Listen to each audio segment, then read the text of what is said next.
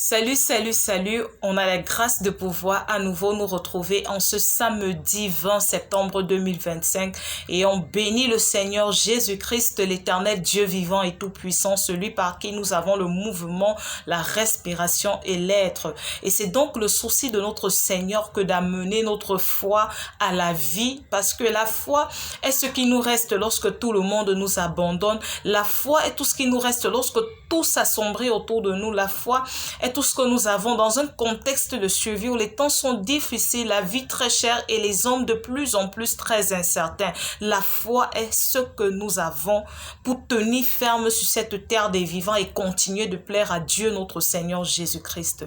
Alors avant de continuer, je veux vous présenter ce produit. C'est un pot de croquettes que je commercialise. Il est à 2000 francs, donc pour toutes les personnes qui sont dans la commune de Libreville, à Kanda, au Vendo et même Toum, vous pouvez précommander, vous pouvez commander le pot, il a 2000 francs.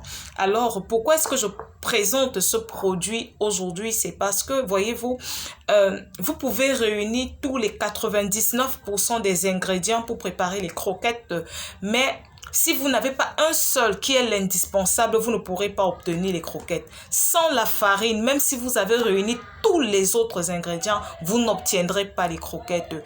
Et donc, pour que notre foi soit vivante, nous avons besoin d'un indispensable qui est la parole de Dieu. Nous ne pouvons pas vivre loin de la parole de Dieu. Nous ne pouvons pas vivre en ignorant ce que dit la parole de Dieu. Nous ne pouvons pas vivre vraiment en opposition de la parole de Dieu, parce que la foi vient de ce qu'on entend et ce qu'on entend vient de la parole de Dieu. Voyez-vous, vous pouvez être très fervent dans les jeûnes et les prières, vous pouvez être assidu même dans les réunions à l'église du lundi au dimanche, vous êtes là, mais vous continuez malheureusement à vivre une telle oppression dans votre intérieur.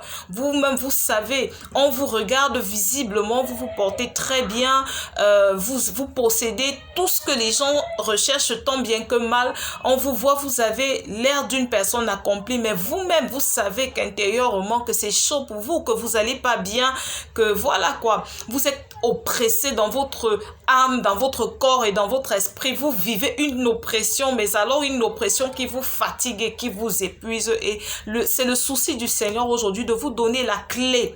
De vous donner la clé. Souvenez-vous de cette histoire de la mort dans le pot. Quand les prophètes se sont mis à manger le potage, après ils ont crié au prophète Élisée, prophète ou papa, il y a la mort dans la marmite.